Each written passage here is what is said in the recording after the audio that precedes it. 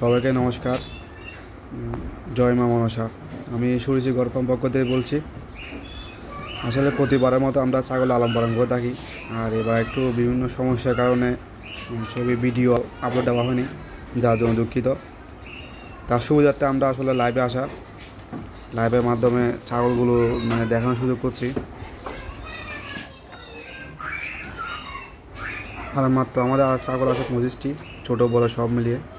এটি আমার ফার্মের বর্তমান সবচেয়ে ছোটো ছাগল হচ্ছে এটি, লালু।